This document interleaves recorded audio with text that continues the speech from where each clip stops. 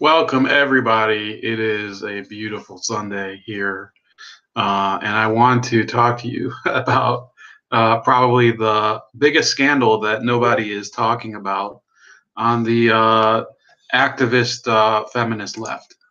Okay, and for those of you that haven't checked it out yet, it is in the description, and I'll also put it featured when this video is processed later.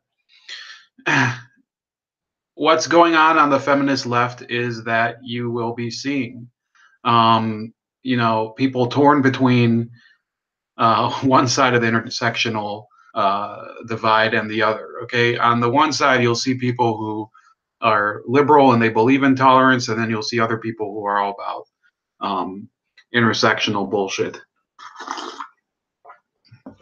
And it's just going to keep getting more and more divided because these people can't acknowledge that there are certain things that they can't agree on. Okay, there are certain things that, for example, last week I was on this show, I call it the Troll Tribune when I'm interviewing somebody. Tariq from Texas. We were going to talk about things that we could find a little common ground on. Okay, I am a Jewish person. He's, I think to some degrees, Black Muslim. Member of the. I don't think he's affiliated with the Nation of Islam, but he does have certain, some of his opinions are formed by it. He does listen to Louis Farrakhan. The Louis Farrakhan issue, Farrakhan feminism, spread it far and wide. If you haven't yet, the hashtag Farrakhan feminism has to go everywhere. Why am I calling it Farrakhan feminism? Because it is the quintessential expression of the contradictions and intersectionality. Okay. If it was not enough that Linda Sarsour, who is a pro-Sharia, does not care about female genital mutilation, doesn't care about any of the issues going on in Tehran or in any of the Muslim countries, or maybe even across the border in Mexico. Not that has to do with her, but this is selective feminism. Okay, I'm not a feminist. I don't care about that type of identity politics. I'm in favor of economic freedom, and I've never pretended to stand up for groups that, if you really think about it, they couldn't care less about anybody else like me. Intersectionality ends when they find that you don't fit into their one of their, if you don't fit into any of their special groups, then you're basically useless to the intersectional feminist. And that's been my experience when talking to any of these people. A lot of them, they talk a good game about being tolerant and about loving one another, but in reality, they're very, very, very superficial.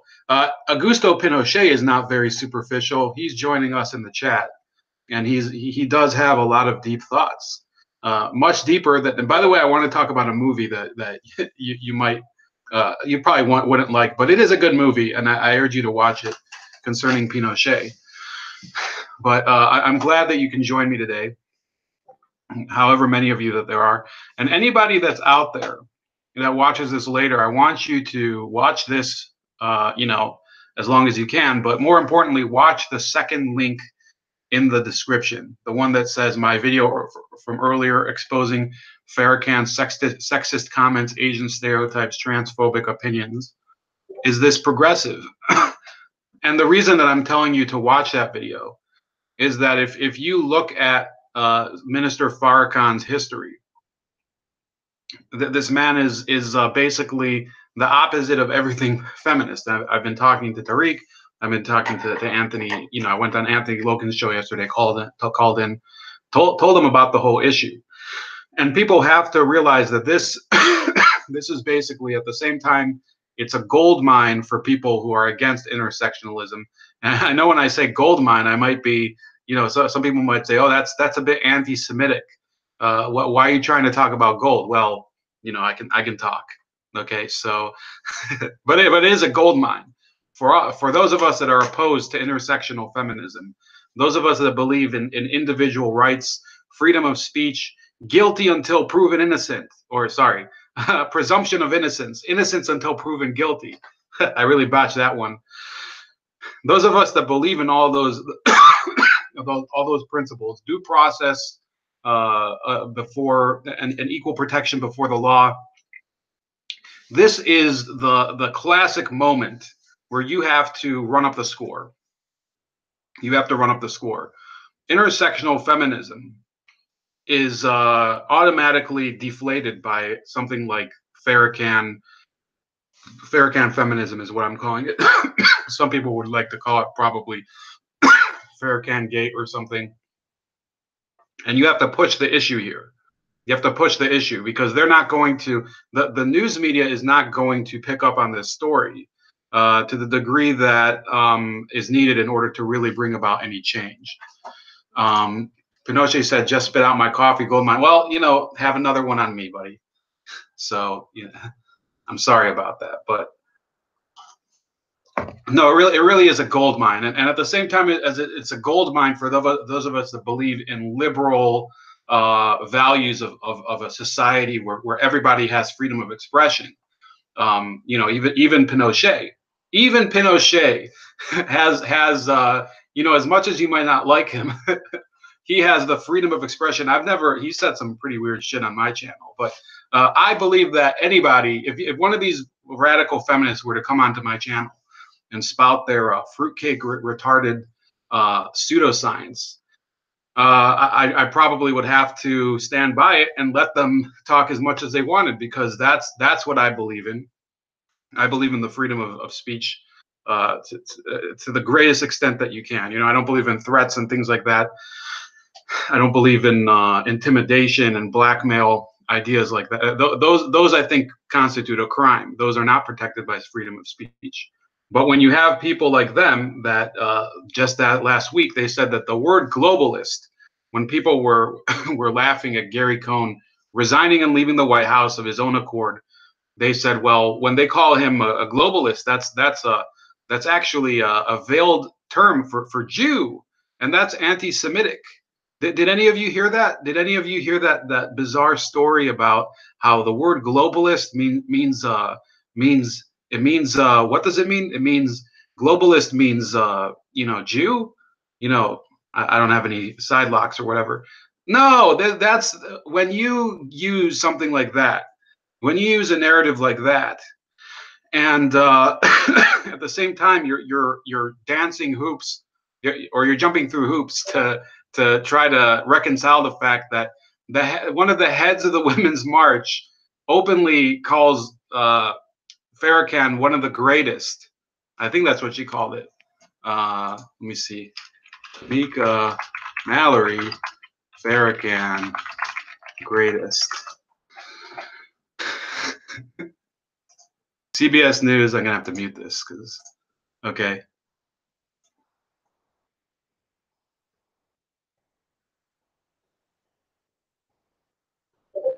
So it, I wasn't planning on featuring this one, but I might as well because it just has so many great features. It says, women have not been treated right in any government on this earth. Okay, so that's a nice thing. He says, in that same speech, Farrakhan also said that Jews control the media, Hollywood, the FBI, most of Europe, and Mexico, according to the Anti-Defamation League.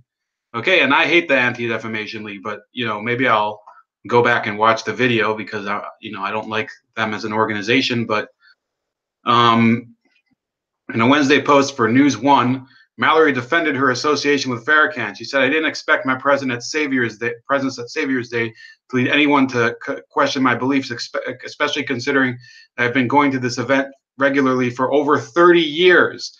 I first went with my parents when I was just a little girl and would begin attending on my own after my son's father was murdered nearly 17 years ago. In the most difficult period of my life, it was the women of the Nation of Islam who supported me, and I've always held them close to my heart for that reason." Also on Wednesday, Farrakhan tweeted, "The FBI has been the worst enemy of Black advancement. the Jews have control over those agencies of government. Interesting. Even Talking Points Memo, which is a super liberal blogging site, they did post this. They had this photo, which had been suppressed for years and years, for 13 years, of President Obama, then a senator, posing with Louis Farrakhan. Farrakhan is a controversial figure due to his comments about Jews, gays, and others, as well as allegations that he was involved in the assassination of Malcolm X. Supporters see him as a civil rights champion and religious leader. Critics say that he is a hate-driven false prophet of a sometimes violent cult. He has called Nazi dictator Adolf Hitler a great man and said, in reference to Jews, when it's God who puts you in the ovens, it's forever. I don't know if that's a factual statement on his part, but we'll see. White folks are going down. This is what he's saying. White folks are going down and Satan is going down. And Farrakhan, by God's grace, has pulled the cover off of that satanic Jew. And I'm here to say your time is up. Your world is through, he said at last month's Savior's Day speech in a characteristic comment. And by the way, this stuff is anything that I'm reading now. I've been watching some Farrakhan clips. Nothing he says. You know, they can censor Sargon of Akkad. They can censor Alex Jones. They never censor Louis Farrakhan's content on YouTube. Not that I want them to, by the way. I'm fine with Louis Farrakhan having a public podium. Absolutely fine. 100%, not with zero irony. I'm fine with people like this, you know, and you know, a lot of what he says, I think, is especially about Mexico, is bullshit. Because the richest man in Mexico is actually part Arab. I think he might actually be full Arab. I think he's Lebanese. Carlos Slim. Minnesota Democratic Representative Keith Ellison, who has since denounced Farrakhan, was involved with the Nation of Islam for roughly a decade between the late 1980s and 1990s. California Democratic Representative Maxine Waters has reportedly attended Farrakhan's speeches. And Illinois Democratic Representative Danny Davis recently defended Farrakhan in an interview with the Daily Caller. He said the world is so much bigger than Farrakhan and the Jewish question and his position on that and so forth, he told the website.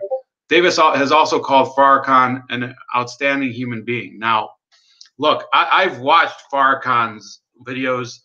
There's a reason people do gravitate. He does have a natural charisma. Okay, so those of you asking, oh, how could somebody possibly support him? Well, first of all, there are a number of legitimate criticisms he makes on society as a whole. The fact that he uses pseudoscience and you know, this whole myth of the mad scientist creating white people as part of his belief systems, that's what invalidates him. But to say that every single thing that Farrakhan has ever said is a bunch of bullshit because it's him, that's wrong. Okay. However, what I've been saying for the past few days is that the issue here is not this, again, is focusing on him.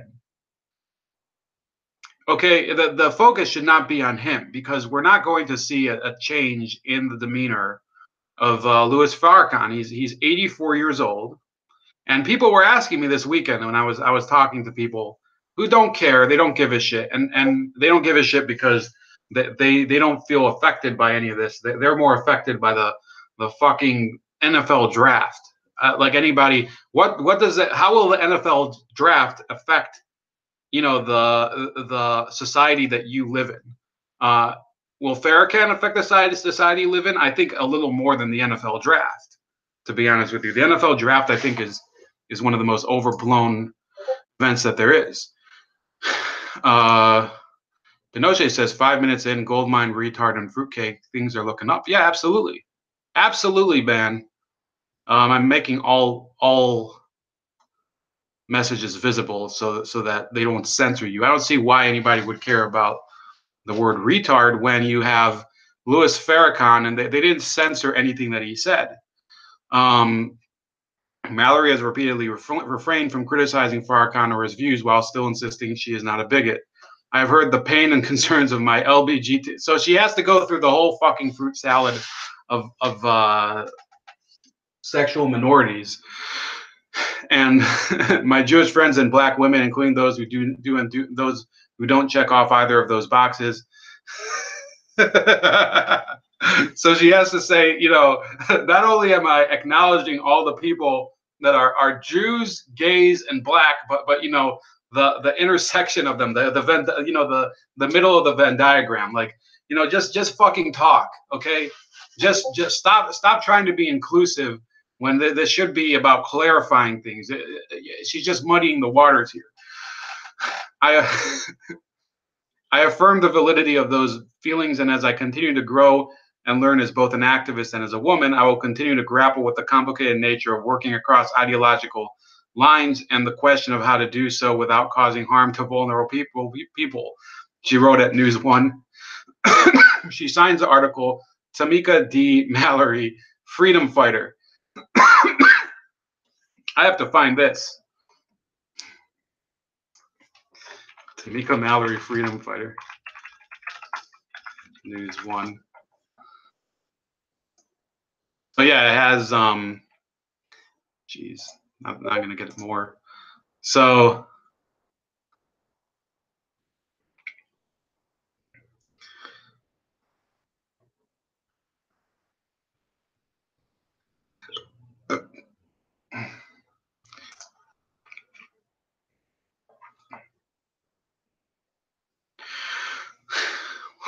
she says, where my people are is where I must also be. I go into difficult spaces. I attend meetings with police and legislators, the very folks so much of my protest has been directed towards.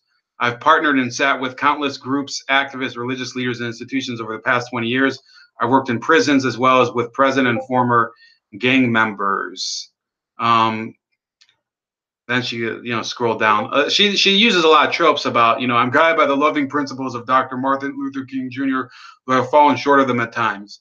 And it is with belief that nonviolence seeks to win friendship and understanding, and nonviolence seeks to defeat injustice, not people. That we organized a march on January, blah, blah, blah. And then she says, it is my intention to walk with the tradition of Dr. Dorothy Height, successor to Mary McLeod Bethune, as president of the National Council of Negro Women. Oh, you can't. Well, sorry. I guess I just said the word, a word that's a no-no.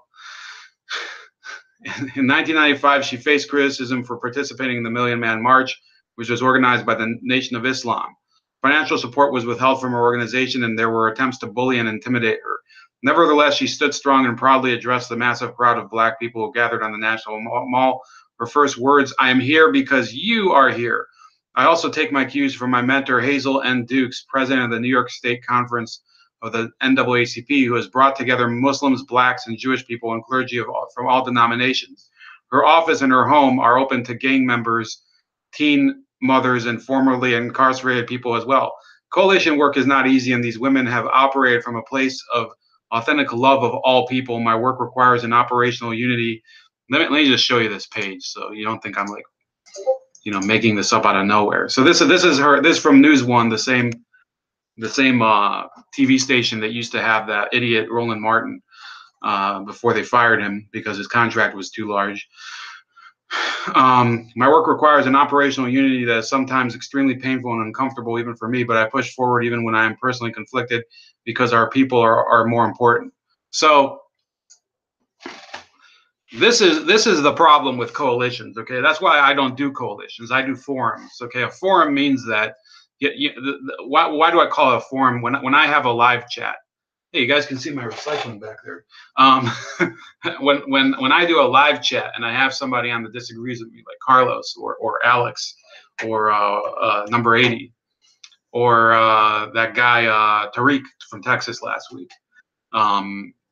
You're not getting a coalition there because all we're doing is we're discussing ideas. I had a Keel on last month, and I disagreed with a number of things that he said, but I didn't interrupt him, and I didn't tell him, to conform to a certain line, or that we have to agree on anything. If we would have gotten through that whole half hour, which he had, and there have been no common ground, it would have still been a successful forum. But with a coalition, you do need common ground, and that's the problem with what the Women's March is. It's a fraud. It is virtually, and I'm gonna put this in the chat. It's almost like you're trying to get people to commit to buying a basic or no a full cable package for channels that they're not even going to watch. Okay, I'm sorry for such a lowbrow comparison, but when you buy a cable package, a lot of you are not going to, the same people who watch the E Network are not going to be watching, what is it, Speed Nation? What's the racing channel? Speed Vision, or TBS. The same people that watch AMC are not going to be watching Home and Garden Network, HGTV. It's like, you get the full package. You might not want everything, and that's why cable is dying. The Women's March is cable. Me and again, I don't know why I keep going back to the conversation between me and Tariq from Texas, but the point of the conversation was that we probably don't agree on a whole host of topics.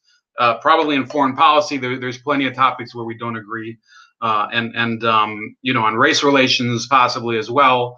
But where we do find things that we agree on, we just discuss it and talk about ideas that we can possibly have as a nexus of cooperation.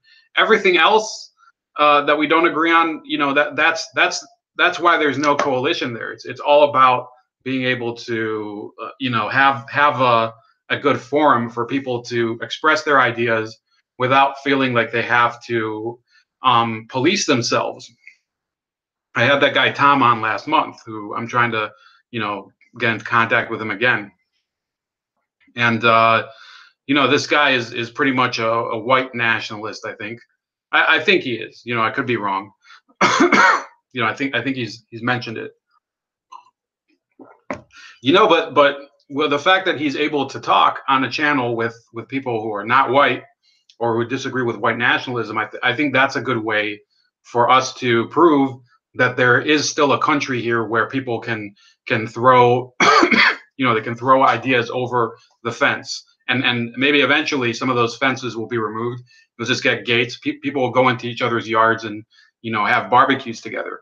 That's the way I think to bring together people of divergent opinions. That's not what the Women's March is doing. And by the way, for those of you that think I am exaggerating, those of you that think I'm exaggerating, I can assure you that it's really it's really having an effect. Now, I've said this is where I kind of leave some other people on the side, and I have to break with them. I think that the big issue with Louis Farrakhan and the Women's March is not the Jewish issue. Okay, it's not, and it is kind of a problem because they do claim that they're against anti-Semitism. But what do you think about what's the movement that's most associated with the Women's March? Okay, if you guys are watching in the chat, please put in the Pinochet, for some reason, it still censored your comment, even though I put you on live chat. So I don't know what it's doing. This Tamika bitch is all over the map and will say whatever she needs to depending on where she's at. Yeah. So what's the Women's March really associated? What movement really encompasses it? I'll give you a second to answer.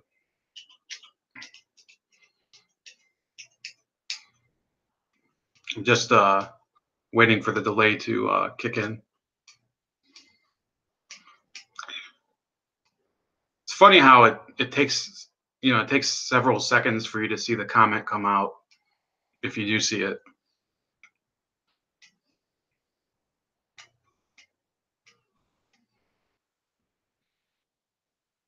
Okay, so I don't have a response here, but the movement would probably be intersectional feminism and feminism.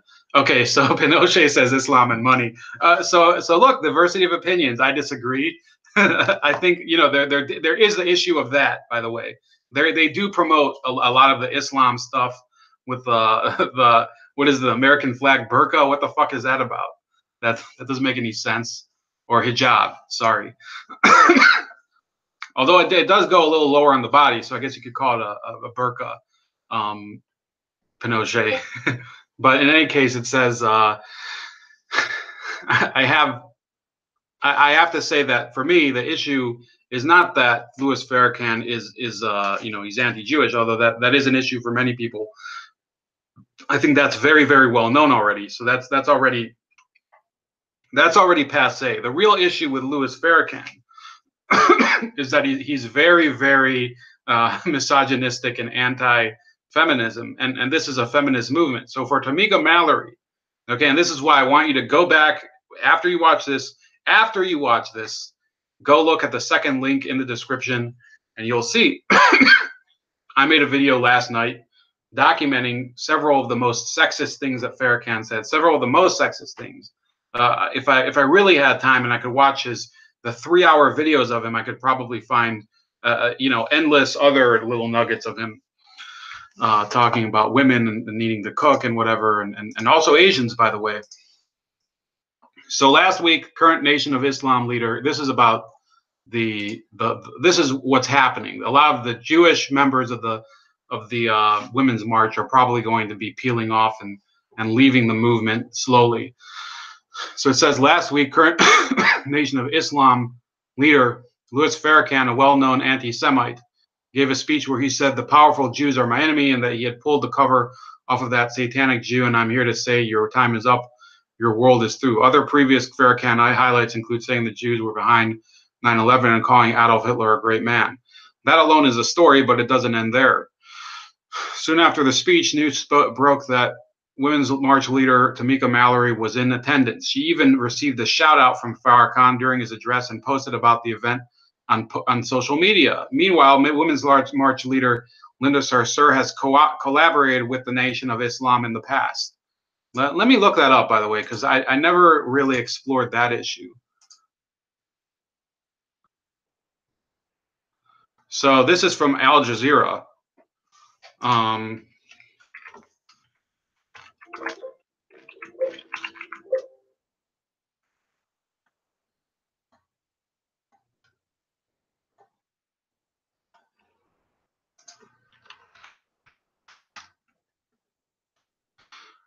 So from Al Jazeera, this is from May 9th, 2015. It says, back in New York, she joined rallies in support of the Baltimore protest. She ran a national call like those after Ferguson with Baltimore grassroots activists, both Muslim and non-Muslim, including the one who worked with the Nation of Islam, which many immigrant Muslims hold in low esteem. And she sparred on Facebook with the leader of the Islamic Society of North America over a statement that she felt focused too much on condemning looting while neglecting deep-rooted discrimination. Accustomed to being called an Islamic supremacist, a label she greets with derision by right-wing site Jihad Watch, Sarsour gladly calls herself a radical for racial justice, especially in the past year. My radicalizing moment was when Mike Brown was shot. So yeah, what's odd, okay, what you guys have to also see as a contradiction is the fact that Linda Sarsour is a member of the Sunni Islam stream of Islam, the Sunni stream of Islam, and they don't hold the Nation of Islam, which is the group that Louis Farrakhan holds, as being a true representation of Islam, and it's because they're not. The Nation of Islam's faith is kind of it's a hodgepodge of different belief systems. They also incorporate a number of Christian ideas into their beliefs. That, there's the whole myth of Wallace Fard, if you know about him. Wallace Fard was a man who the Nation of Islam's founder Elijah Muhammad claimed was the embodiment of God, of Allah, in the 1920s and 30s, and he disappeared. So all of that stuff would be obvious heresy in Sunni Islam. Not even it wouldn't even take a second. If you watch a Sunni, they could not be more different in their approach to the faith of Islam. Pinochet says it is a front organization that's promoting the red-green coalition and attempting to undermine our society. Absolutely, we are on the same page, but where I think Pinochet is going is a little. It's a little deeper than we need at the moment, because yes, he knows exactly what we're talking about. That the Women's March is a fraud. It is a front. It does support both socialism and radical Islam at the same time, as well as, you know, transgenderism and postmodernism and cultural Marxism and things like that. They believe in all that stuff, and then they laugh when they get criticized for it. Well, you know, either own it or go home. And in fact, a lot of those issues of those streams of thought, of those trains of styles of thought, are condemned by Louis Farrakhan. Ironically, that's where the irony comes in here. So, you know, they can talk a good game about wanting to break down barriers, but when you're representing when you're represented by somebody who is a follower of Louis Farrakhan, that really does go out the window. So let's go back to the Refinery 29 article. Did I mention the article I was reading earlier is from one of the most well-known feminist blogs on the net, Refinery 29. You know, they write a lot of bullshit about, you know, intersectionality and sexism and homophobia and whatever. So they're not, you know, at least one of their bloggers is not taking kindly to it. So she said, understandably, the Jewish community, particularly people who have supported the Women's March and other social justice causes, wanted answers. We also wanted something that most thought would be pretty simple for a bunch of women who spend their days parading around their intersectionality. We want them to denounce anti-Semitism and the words Farrakhan said against Jews. This isn't a new thing. After all, we ask public figures to denounce awful people and hate speech all the time. Exactly. Let me just show this so, you know, you guys aren't watching me read the page. Present to everyone. So she says, to say, here, I'm just going to highlight the paragraph. To say we didn't get that is an understatement. Instead, we got Tamika Mallory posting a bizarre series of tweets calling valid criticisms bullying and refusing to apologize for her support of Farrakhan and her lack of denouncement regarding his words. Lack of denouncement. Linda Sarsour suddenly decided that she was very cool with silence and just retweeted one of Mallory's tweets, as did Bob Bland. Carmen Perez took it one step further, quote tweeting Mallory and saying something about the national organizers' lifetime commitment to liberation. Missing from that, a condemnation of Farrakhan. At this point, here's what I've got to say to all of them. You've got to be fucking kidding me. The past several years, since, quite frankly, the start of Trump's campaign for president, have been particularly difficult for lots of people. Guess what? That includes Jews. Neo-Nazis chanted, "Jews will not replace." So they're just going over the same crap that's been talked about over the past year. About what they're trying to do is they're trying to attribute everything to Trump, but in reality, a lot of that anti-Jewish stuff comes from their own movement. They just don't care about it. But now that it's been exposed on the surface, okay. And by the way, again, I have said on repeated occasions that in my opinion, the real issue here is Farrakhan's remarks about women, about Asians, about you know, there's one that's in the video where he talks about drugs making you trans or gay or whatever, feminizing black men. That I think it should be the bigger issue for the Women's March if they're so intersectional. Let's keep reading. And as awful and traumatizing as these moments are, what's also bad is watching people more than happy to erase anti-Semitism from their narratives. I wrote about this erasure during Charlottesville back in August, and more recently we've seen a co-optation of the well-known Holocaust term "never again" being used. So here's another thing that she's doing, but you know, let me get through it.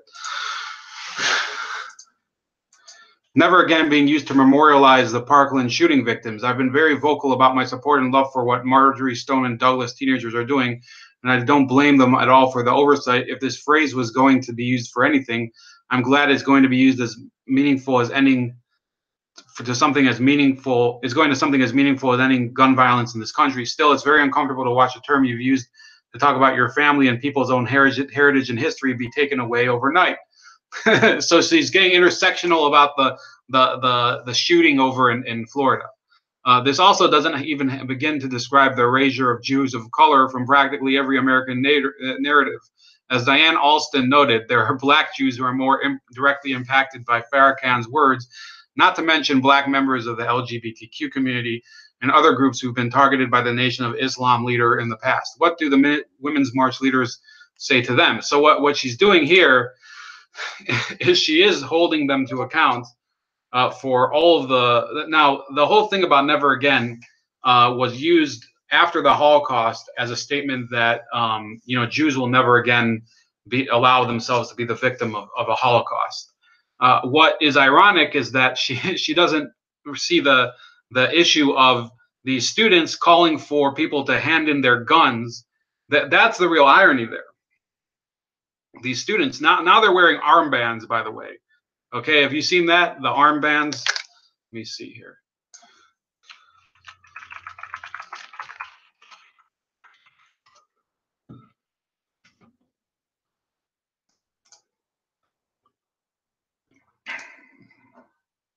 Yeah, you can see this. They're wearing armbands and they're talking about gun control. That's really the scary part. That they're Can you see my cursor? So this is what's so fucked up about it. I'm not going to talk any more about that because I don't want to get banned. But the bottom line here is that these students are pawns for a big government movement, and the Women's March. So this woman should realize she should wake up as fast as she can. This whatever the fuck her name is, I think it's Newman or something. Lily Herman. In 21st century America, anti-Semitism doesn't necessarily manifest itself the same way other oppressions and marginalizations do. See, I'm tired of hearing this. It's too many words here. Too many words, and we're going to skip the rest of it. She's a contributing editor for Refinery 29, but it's the same crap again. But then she says, and you know what? Perhaps it's time to question why we're continuing to let these Women's March leaders and their associates try to dictate the conversation anyway. One of the key lessons of this era is that the symbols of yesterday don't need to be the symbols of today or tomorrow. At the end of her piece on evolving protest fashion, Connie Wang wrote, pussy hats were enough when fear and grief paralyzed us. The day before the march, a pussy hat gave me back my voice and my body. With those back in my possession, I don't need a hat to keep moving forward.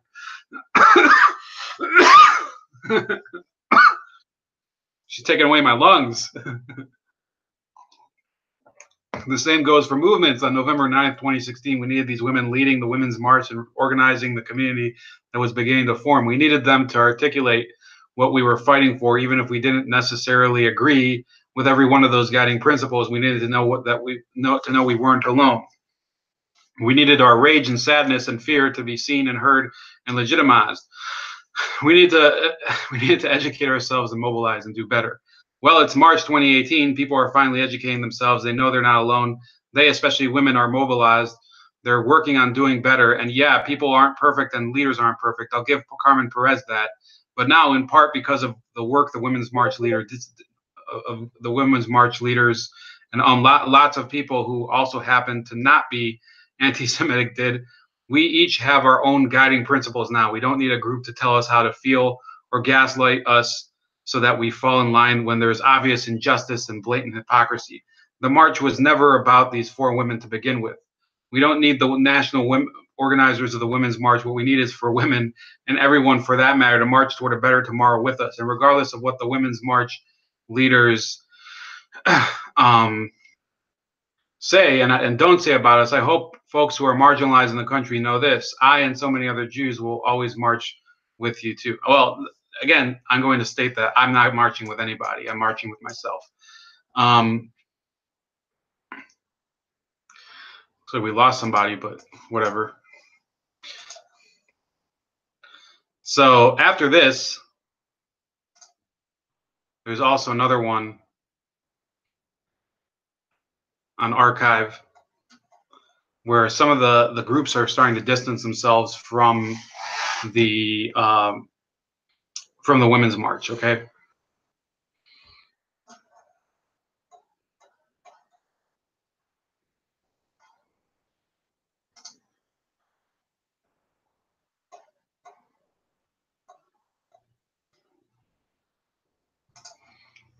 That was the wrong one. So a lot of these local groups, so as Women's March Incorporated continues to battle accusations of anti-Semitism, some offshoot groups, those affiliated with March On, have been sucked into the conflict despite having gone their own way months ago.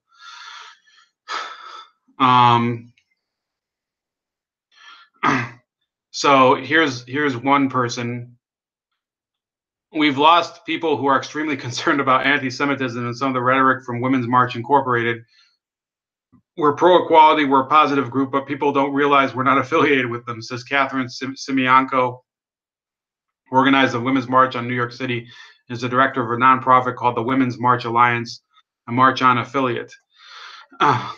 We haven't really had to deal with any of it in Oklahoma. No one has asked about it, but we're also not affiliated. So people are disaffiliating here. And it's so Women's March Connecticut. Women's March Connecticut is unequivocally opposed to any form of you know.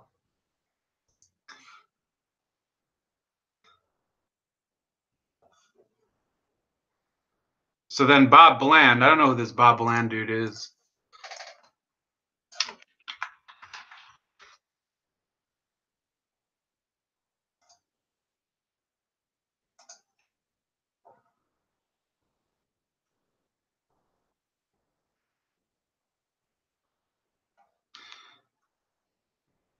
So Bob Bland is actually a woman,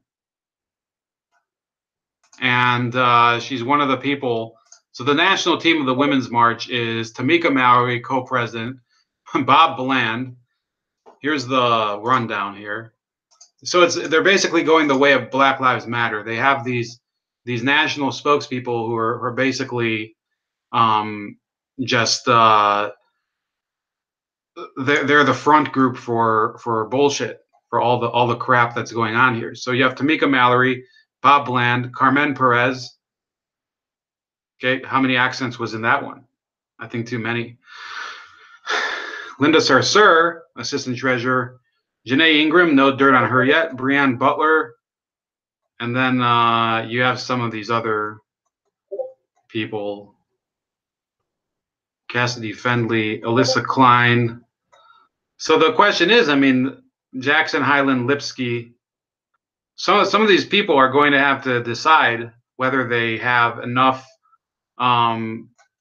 balls to leave the group or whether they want to stick it out. You know, sorry to put it that way, but that's the way it is. Pinochet says radical views about Jews and armbands. What could possibly go wrong? I know. I mean, it's not like anything's happened before regarding that. But actually, that was not the that wasn't the Women's March. That was the gun violence thing. So I don't think they have anything to do with Jews yet.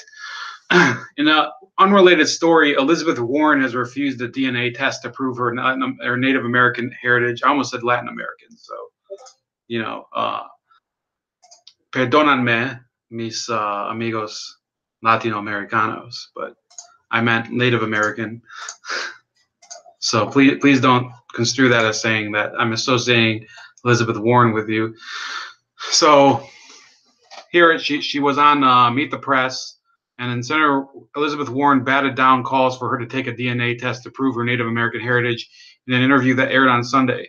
I know who I am and never used it for anything, never got any benefit from it anywhere, Warren said of her ancestry on NBC's Meet the Press. The Massachusetts Democrat has been under increased pressure to provide evidence of her Native American roots, with President Trump repeatedly mocking her as Pocahontas as recently as Saturday. In an editorial this month in Massachusetts, Berkshire Eagle urged Warren to buy a DNA test for $99 to resolve the issue once and for all. I think that's that 23andMe kit or whatever they do. You just spit into some fucking cup or something, and then you send it in the mail, and they tell you, you're an Eskimo or something. Sorry, Inuit. Apologies. She said her parents survived the Great Depression. Okay, hold on. Asked whether she'd take an ancestry test, Warren said she wants to hold on to the folklore of her parents' love story. My mother and daddy were born and raised in Oklahoma, Warren said. My daddy first saw my mother when they were both teenagers. He fell in love with this tall, quiet girl who played piano, head over heels, but his family was bitterly opposed to their relationship because she was part Native American. They eventually eloped. She said her parents survived the Great Depression and other hardships as they raised her and her three brothers. That's the story that my brothers and I all learned from our mom and dad, from our grandparents. Warren said it's a part of me, and nobody's going to take that part of me away. So what's interesting here is you've never seen anybody try to interview one of her other family members. Like I don't know, maybe they're not alive anymore, but if they are alive, then people should probably ask them if that's really the story. But Warren's story has come under scrutiny for relying on family lore rather than official tribal documentation of Native American heritage. As Trump continues to use a racial slur against her, she will continue to use the opportunity to urge the federal government to put more resources to help tribes, including to combat sexual violence. This is a group that is being injured every single day, Warren said. We need to bring some attention to it, and we need to bring some resources, to put some resources on it. Also Sunday, Warren denied she intends to, so this is the important part that I found. Warren denies she intends to challenge Trump in 2020. She said, I am not running for president of the United States, she said. Warren said she also is concerned Trump's lack of staffing and expertise at the State Department could undercut his planned meeting with North Korea's leader, Kim Jong-un. I am very worried that they're going to take advantage of him, Warren said. This is the first time anybody has complained and asked, oh, I think they're going to take advantage of Donald Trump. Really? Take advantage of him? Somebody else is going to take advantage of him?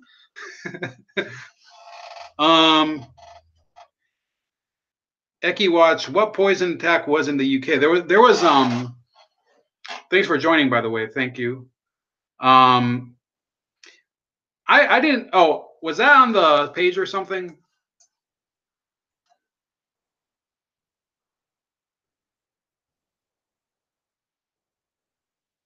I don't know, but in any case, side note, what happened was that apparently some former Russian spy was attacked by a neurotoxin at like his witness protection hideout in the United Kingdom. So I think that was last Wednesday, if I'm not mistaken. I really haven't done any videos on it because I don't really know much apart from what I just told you. And I don't like to talk about stuff that I think may change with the passage of some time, if I will put it that way. And when you're talking about a clandestine attack, concerning a Russian agent, who knows what developments could come up. But yeah, that's the story over there. But that's not really the topic for today. But yeah, thanks for tuning in, Eki Watch, or Ekai Watch, whatever they call you. What I'd like to say about Elizabeth Warren and President Trump is that this is a clear sign that his arrows have begun to penetrate her armor. Okay, see, if I say arrows penetrating the armor, it's not racist because Native Americans did not have armor. This would be a medieval reference because they're both old as fuck. So in any case,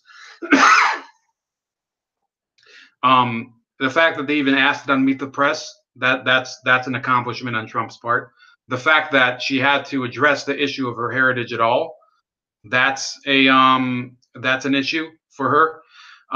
The fact that she had to deny that she's running for president, that's an issue. She could have just said, well, I haven't decided yet. Okay. What I think is going on here, and it could change. She could thank you. I'm from Finland. Well, I don't know how to say I can only say I think skull is like the Vikings greeting, but that's not Finnish. That's I think Norse. So I'm sorry, but I don't even know a single word of Finnish. But welcome. I love, Finlandia is one of my favorite vodkas, and I'm not a real vodka person, but I do drink it, and it's very refreshing when you do have it. Um,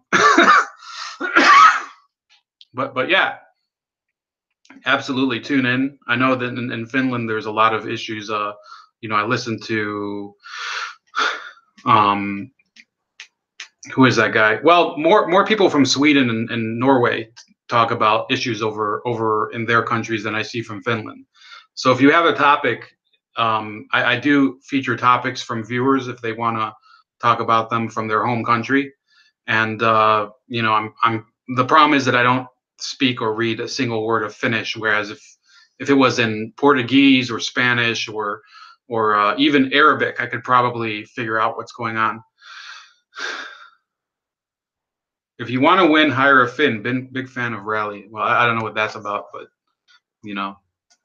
thanks, guys. In any case, so this woman, Elizabeth Warren, if you guys don't know, I don't know if Eki knows about her over in Finland. She's gotten by for a long time on her heritage as a Native American, her alleged heritage. And I actually wrote a piece for Hard News Network a while ago where I basically documented, and it's been documented in other places, but I documented a number of areas where she had, basically left people in the cold about her American Indian heritage. And I'm going to post it in the chat so you guys can read it along with. So Lennon McCarthy, welcome. Thanks for tuning in. I want you to spread this. You tuned in just in time. I know Lennon McCarthy, you watch Hard News Network, right? Thanks for tuning in. Look, a lot of these topics, they need to be exposed and they need to be blown up, okay? Because one of the misconceptions, again, about the issue of the Women's March and Louis Farrakhan is that it's an anti-Semitism issue. It's not an anti-Semitism issue alone, because I don't care about that. Everybody knows that about Louis Farrakhan. It's old news. I personally don't give a shit if somebody hates me. What's a contradiction is that he is a patriarchal, traditional values guy, says all of these sexist things. And again, watch the second video. In fact, I'm going to post the video in the chat too. The second link in the chat, in the description, sorry, that I made earlier. I have 3 videos of his where he really says some ghastly things about women and Asians and apparently transgender and gay people or something. Which, again, freedom of speech, but you're the fucking Women's March. You're supposed to be against freedom of speech, right? You're supposed to be telling people to disavow and say sorry or sorry, as I can't get the Justin Trudeau accent on it, sorry. And then you have Elizabeth Warren refusing to take a DNA test. Again, intersectionality. Where art thou? Intersectional fairy, captain, whatever. Where are you when this woman who has been catering to her intersectional stooges for decades, as a Harvard law professor, as a professor at University of Houston, Penn, she's been trafficking off of her identity for so many years. Pinochet says sorry, yeah, sorry. That's how he says it. Elizabeth Warren is cut from the same cloth as all these people. And you have to start holding these people to account. When Elizabeth Warren says that she wants to preserve the story, the family lore of her, I keep watching just. I hope this chat gets preserved, because he just made me laugh with his Finnish rendition of sorry. Thank you. This is truly the United Nations of shit talking here. We have Pinochet, Lennon McCarthy. I'm not sure where he's from, but I think he's American. We have Pinochet from Washington State. We have Carlos.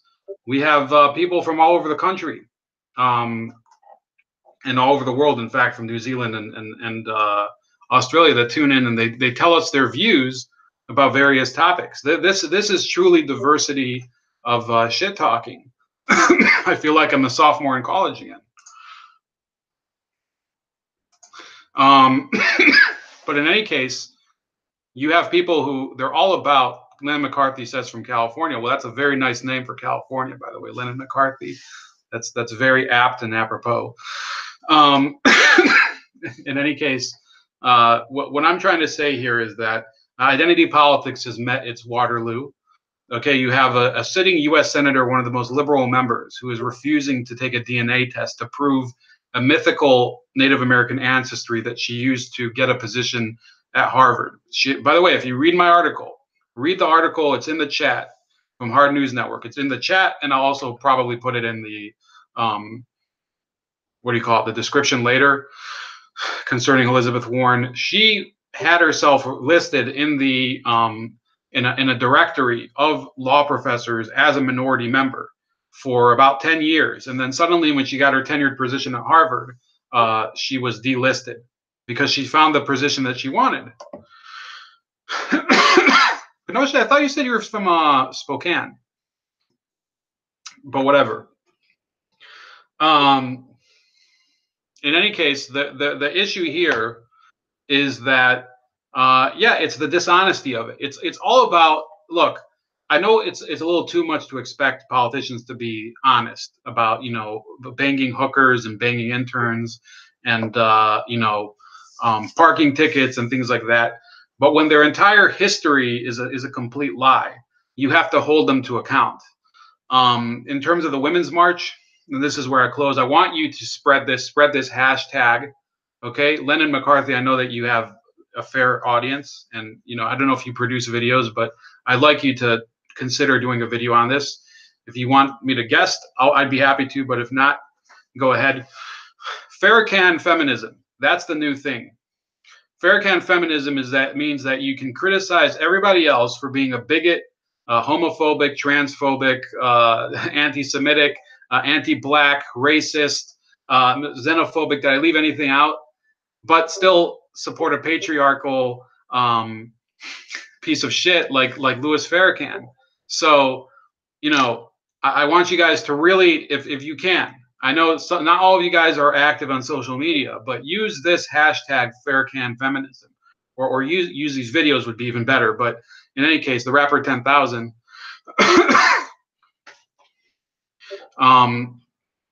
is here, but use these videos as kind of a reference. Also spread them, but use them as a reference. The one that I put above, you can really see this is just the tip of the iceberg as far as Farrakhan feminism goes. And once people start to realize that it's completely contradictory, then the whole movement starts to fall apart. You can't have a movement that's basically aimed towards undermining everything that they are supposed to represent. Okay, you can't have somebody who is at the same time as he's a socialist is campaigning for repealing bank regulations. It just doesn't work. Okay, I think there are a couple people like that, but it's a full, you know, it is Lennon McCarthy says the left is full of shit. So I'm starting to come apart here. Anyway, check out all those topics. Please like the video, share the video, subscribe to the channel if you haven't. I know most of you guys are already subscribed, so I'm talking about the audience that might watch this later. Please, please, please let everybody know that this movement, the Farrakhan feminism, is the end of intersectionality. So have a great rest of your Sunday, and hopefully we'll speak again later, and I'll get some responses from you. Please comment as well.